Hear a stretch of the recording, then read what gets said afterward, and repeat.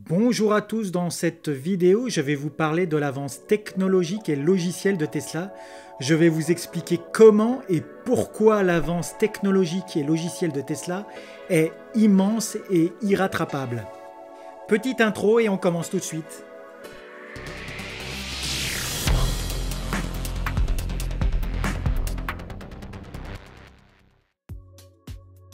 De nos jours, de nombreux objets sont connectés, que ce soit un assistant personnel type Alexa, Google Home ou bien même des aspirateurs dotés d'intelligence artificielle. De nombreux objets sont connectés. Et avec Tesla, l'ère de la voiture connectée est apparue.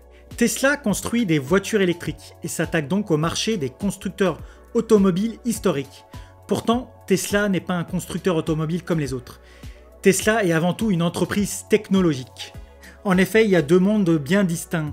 Les entreprises automobiles classiques et historiques, type Volkswagen, PSA pour la France, Toyota, General Motors par exemple, et les entreprises technologiques dont Tesla fait partie, les GAFA et les Natu, donc Facebook, Google, Uber, Apple et donc Tesla.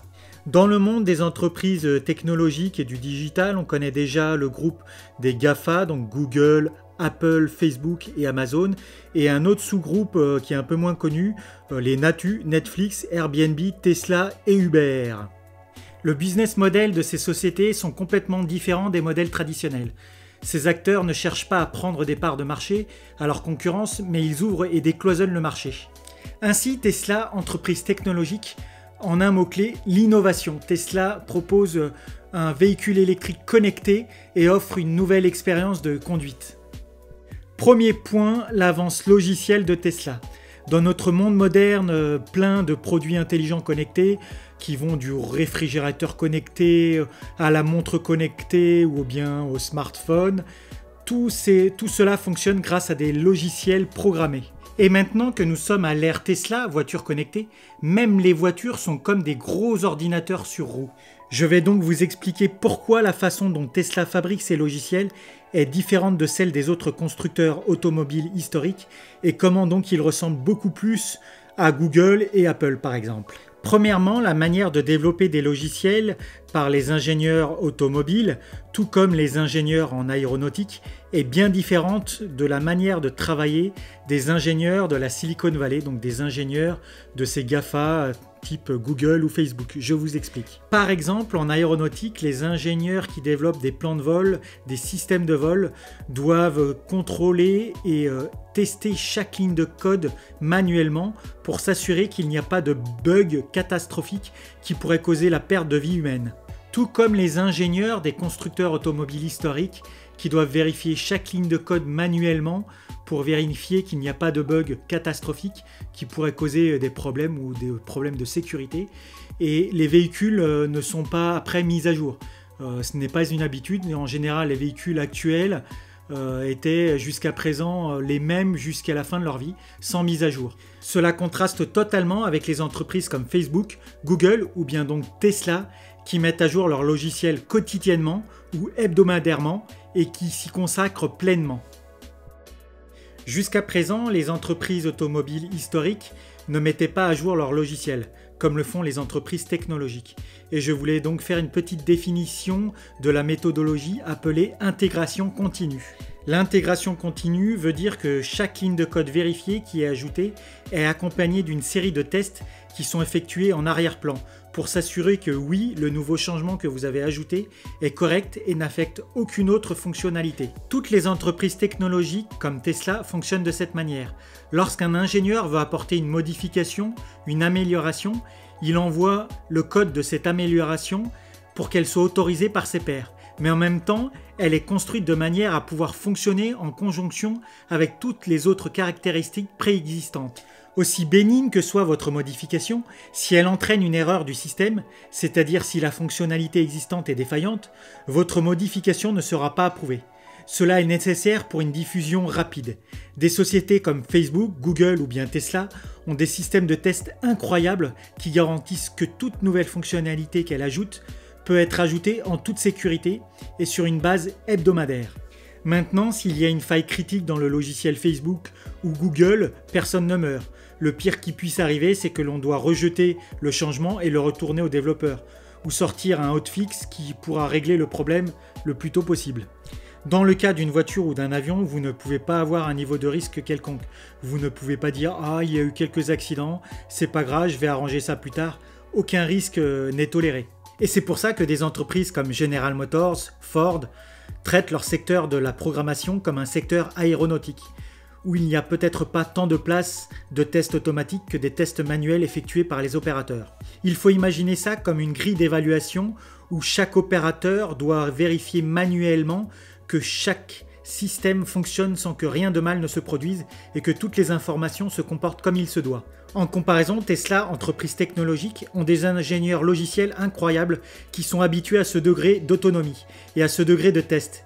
Et c'est un état d'esprit de penser en termes de testabilité. Par exemple, disons que vous devez exécuter un programme pour faire des calculs simples. Disons qu'on vous donne deux nombres à additionner puis à multiplier l'un par l'autre. Eh bien, si vous écrivez votre code d'une manière qu'il est bien testé, vous vous assurez que d'autres changements futurs ne généreront pas de problème dans votre code principal. Mais si vous le construisez d'une manière qui n'est pas si facilement testée, cela peut être impossible, surtout que la complexité progresse et que de plus en plus de couches sont ajoutées au programme pour obtenir une validation quelconque, que les changements futurs n'endommageront pas les fonctionnalités existantes. C'est là que des entreprises comme Volkswagen, constructeur historique, admettent avoir des gros problèmes concernant leur programmation. En effet, tous les constructeurs historiques comme Volkswagen se lancent à la course à la voiture électrique connectée, le modèle à suivre, et rencontrent de sérieux problèmes pour la programmation de celle-ci. Le lancement de la Volkswagen ID.3, véhicule électrique connecté de Volkswagen, a été un réel échec car il y a eu des gros problèmes logiciels, des gros bugs. Donc ils ont dû faire un rappel de tous les véhicules pour débugger les problèmes, où ils rencontraient plus de 300 bugs par jour. Donc le lancement a été vraiment un échec dû à la programmation. C'est ainsi qu'on apprend que le PDG de la marque allemande admet que le logiciel Tesla est en avance sur tout autre constructeur automobile. Il reconnaît l'avance de Tesla sur deux domaines précis, le logiciel et le système d'assistance de conduite. L'intéressé, qui se dit inquiet à ce sujet, ne mâche pas ses mots. Le logiciel de Tesla serait en avance sur Volkswagen et l'ensemble de l'industrie automobile. Ce leadership lui donnerait des maux de tête. Pour le citer, ce qui m'inquiète le plus, ce sont les capacités des systèmes d'assistance. 500 000 Tesla fonctionnent actuellement comme un réseau neuronal qui collecte des données en continu et fournit aux clients une nouvelle expérience de conduite tous les 14 jours, avec des propriétés améliorées. Aucun autre constructeur automobile n'est capable de faire ça aujourd'hui. Vous l'aurez compris, la sentence est tombée. Christian, directeur logiciel du groupe Volkswagen, a été viré. Il était donc en charge notamment de la programmation de la fameuse ID.3. D'après une déclaration d'un cadre du groupe Volkswagen, cela illustre bien le retard pris de la marque. Tesla construit la voiture autour d'un ordinateur. Nous essayons de mettre un ordinateur dans la voiture. Autre Tesla killer qui s'est cassé les dents lors de la programmation de leur véhicule, du groupe Volvo, donc la Polestar 2, qui a dû faire un rappel de tous les véhicules de Polestar 2 à cause de problèmes de bugs informatiques, donc de problèmes dans la programmation. Je mettrai un lien dans la description de la vidéo de tous les articles donc, qui parlent de tous ces problèmes de logiciels des concurrents de Tesla, Volkswagen, Volvo, Polestar et bien d'autres. C'est là où je crois que la plupart des gens qui ne possèdent pas une Tesla ne peuvent pas comprendre comment Tesla est différent et en avance, point de vue programmation et mise à jour de ses logiciels par rapport à la concurrence automobile historique. Quand vous avez une Tesla, quasiment tous les 14 jours, vous avez une mise à jour de votre véhicule et c'est pas simplement une amélioration type ajout de Spotify ou de Netflix ou de jeux. Vous avez une amélioration logicielle, une amélioration de points importants pour la conduite, mes améliorations de performance. Vous avez vraiment une amélioration de l'utilisation globale. Et ça quasiment tous les 14 jours. Votre Tesla se bonifie. Tous les 15 jours, vous recevez donc à distance une mise à jour logicielle qui améliore les fonctionnalités de votre véhicule, en ajoute, et améliore votre expérience de conduite, et tout ça régulièrement. Votre véhicule ne fait que se bonifier. Ce genre d'ingéniosité est une grande chose qui n'a jamais été vue dans les entreprises automobiles. Et vous pourriez penser, oh bah c'est simple, il suffit que General Motors, Toyota ou Volkswagen trouvent comment le faire aussi, et ils vont commencer à construire des véhicules avec des améliorations à distance, des mises à jour à distance. Mais c'est tout simplement pas facile du tout, voire quasiment impossible. Il faut tout recommencer à zéro. Pensez à tout ce qu'il faut pour constituer une équipe qui travaille dans un environnement d'intégration et de mise à jour rapide à distance. Tout d'abord, vous devez changer toutes vos équipes d'ingénieurs en programmation, donc avoir des ingénieurs en programmation qui sont capables de faire de l'intégration en continu et qui comprennent ce que c'est de faire de l'intégration en continu. Vous devez donc chercher des profils d'ingénieurs en programmation type ingénieurs de chez Google ou Amazon, et non pas des ingénieurs qui ont fait du code dans l'automobile. Vous devez également virer tous les managers, comme a fait Volkswagen, donc avec le responsable logiciel de la marque, qui a été viré. Et même si vous trouvez tous ces super développeurs et ces super managers qui sont donc capables de faire de l'intégration en continu et développer des programmes type entreprise technologique, cela ne suffit pas. Il ne suffit donc pas d'avoir les managers avec la bonne expérience, avec les travailleurs individuels avec la bonne formation, mais ils devront probablement réécrire tout le code à partir de zéro à nouveau. En commençant par la réécriture du legacy code ou code legacy, ou bien le code source en français, donc qui est le code d'origine qui a été écrit il y a de nombreuses années.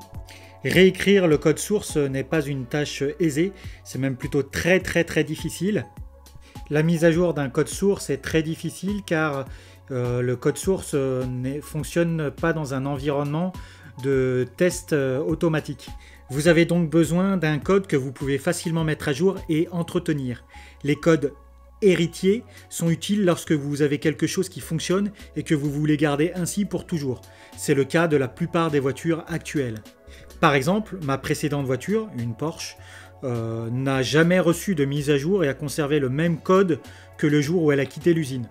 La seule mise à jour qu'elle a eue, c'était une mise à jour de la carte de navigation GPS que j'ai dû moi-même installer. Maintenant, si vous avez les bons managers, la bonne équipe qui accepte de réécrire tout votre code et pour le rendre plus optimisable, eh bien vous devez encore construire l'infrastructure et les méthodes de test. Vous devez effectuer de nombreux tests. Vous avez besoin d'outils d'analyse qui vérifient constamment votre code pour détecter les problèmes d'écriture. Vous avez également besoin d'une équipe avec la bonne méthodologie pour vous donner les programmes avec les mises à jour nécessaires dans les temps et sans aucun bug. Tout cela est très compliqué à mettre en place et à réaliser. Même si les constructeurs automobiles historiques parviennent à changer leur équipe, leur façon de travailler, leur méthodologie et réécrivent tout le code pour essayer de rattraper leur retard par rapport au logiciel de Tesla, bien entendu, Tesla ne va pas croiser les bras et attendre que la concurrence arrive à son niveau. Il va continuer lui également à progresser. Vous l'aurez compris, donc même si les constructeurs automobiles historiques prennent la bonne décision de remettre tout à plat, de recommencer à zéro leur méthode de programmation de leur véhicule pour essayer de rattraper leur retard vis-à-vis de Tesla, il leur faudrait environ 5 ans pour arriver à concurrencer les logiciels de Tesla. Mais rattraper Tesla signifierait que Tesla ralentit ou s'arrête. Et ça, pas tant que Elon Musk sera vivant, avec son amour de l'ingénierie et son envie de changer le monde. En comparaison, General Motors, Volkswagen veulent vendre des voitures, point final. Tesla veut faire évoluer le monde vers des énergies durables. C'est ainsi que je pense que vous devez voir la différence entre Tesla et les constructeurs automobiles classiques et comprendre ainsi l'avance logicielle qu'a Tesla sur ceci.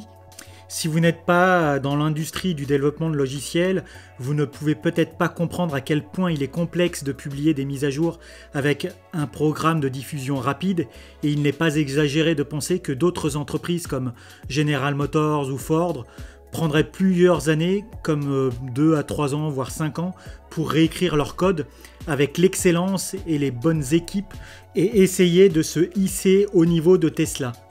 Vous verrez également dans la deuxième partie de cette vidéo qui aborde l'avance technologique de Tesla que le hardware de Tesla lui permet également d'amplifier cette avance technologique et logicielle globale. Passons donc à la deuxième partie de cette vidéo, l'avance technologique de Tesla par rapport à la concurrence.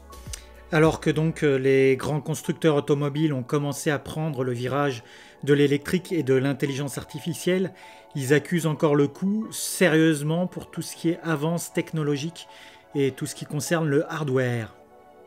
Le désassemblage, donc la dissection d'un véhicule pour faire de la veille technologique, est monnaie courante dans l'industrie automobile.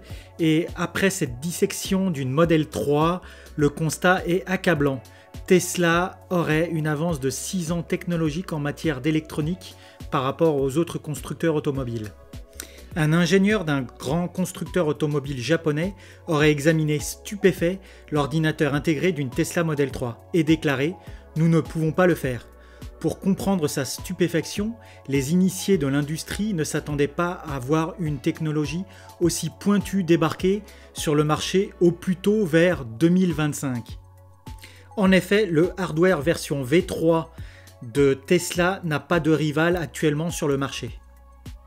L'un des principaux atouts de Tesla est leur unité de contrôle centrale intégrée, donc ce fameux hardware 3. Ce bijou de technologie embarque 2 puces d'intelligence artificielle personnalisées et développées par Tesla, et s'accompagne donc de leur logiciel qui est lui-même développé par Tesla. C'est ce composant qui gère les fonctionnalités d'assistance à la conduite et le système de divertissement des véhicules. Selon Tesla, la puce d'intelligence artificielle du hardware 3 est jusqu'à 10 fois plus performante que la puce Nvidia Drive dédiée à l'intelligence artificielle équipant les produits de la marque à l'heure actuelle. La puce de Nvidia ne pourrait traiter que 200 images par seconde contre 2000 pour la hardware 3 de Tesla. Bien évidemment, les constructeurs automobiles historiques comme Toyota ou Volkswagen pourraient investir massivement dans ces nouvelles technologies, mais ils sont liés à leurs fournisseurs, donc à leurs équipementiers automobiles. Les constructeurs automobiles historiques sont donc liés et obligés de continuer à utiliser des réseaux compliqués de dizaines de calculateurs qui sont fournis donc par leur chaîne d'approvisionnement historique, donc les équipementiers automobiles. Autrement dit, les chaînes d'approvisionnement ayant contribué à la croissance des géants de l'automobile d'aujourd'hui commencent à entraver leur capacité à innover. En revanche, Tesla, entreprise technologique, n'est pas enchaînée à des fournisseurs et est libre de rechercher les meilleures technologies disponibles sur le marché et au meilleur coût. En outre, le passage au scalpel d'une Model 3 a montré que la plupart des pièces à l'intérieur de l'auto ne portent pas le nom d'un fournisseur. Au lieu de cela, beaucoup ont le logo Tesla, y compris les calculateurs. Cela suggère que l'entreprise maintient un contrôle étroit sur le développement de presque toutes les technologies clés de la voiture. J'allais oublier également de mentionner un argument sur la synergie de l'avance technologique et logicielle de Tesla. En effet, Tesla utilise le mode Shadow dans son deuxième processeur redondant pour exécuter le code du pilote automatique, qui utilise les mêmes entrées que le processeur actif, mais n'a pas de sortie. Tesla pousse continuellement et silencieusement les mises à jour qui ne s'exécutent qu'en mode Shadow, afin de vérifier qu'ils répondent de manière sûre, donc qu'ils réagissent de la même manière que le CPU, donc le processeur live, ou bien le pilote humain. De cette façon, le code est effectivement testé dans le monde réel sur plus de 500 000 voitures Tesla, mais sans risque de mort en cas de problème. Aucune autre entreprise ne dispose de tels dispositifs pour effectuer des tests. C'est un avantage concurrentiel absolument énorme. Ce deuxième processeur effectue essentiellement des simulations avec des données du monde réel. Il peut y avoir un certain nombre de possibilités de sortie. Si l'une de ces possibilités ne correspond pas à celle de l'unité principale, les résultats sont renvoyés à Tesla pour évaluation. Ils peuvent avoir trouvé un cas de figure que le logiciel n'a pas pris en compte. J'espère vous avoir donné un aperçu de la façon dont ces entreprises fonctionnent et pourquoi les gens qui pensent que les constructeurs automobiles historiques peuvent prendre de l'avance et devenir des entreprises technologiques se trompent. Laissez-moi vos commentaires, je serais curieux de connaître votre avis sur le sujet. Je m'appelle Wilson, merci d'avoir suivi cette vidéo. J'espère vous voir bientôt pour d'autres vidéos. N'oubliez pas de vous inscrire à la chaîne si ce n'est pas déjà fait. Si vous avez apprécié cette vidéo, n'hésitez pas à me laisser un petit pouce bleu, ça fait toujours plaisir, ou me laisser un petit commentaire. Je vous dis à très bientôt pour d'autres vidéos. Ciao ciao!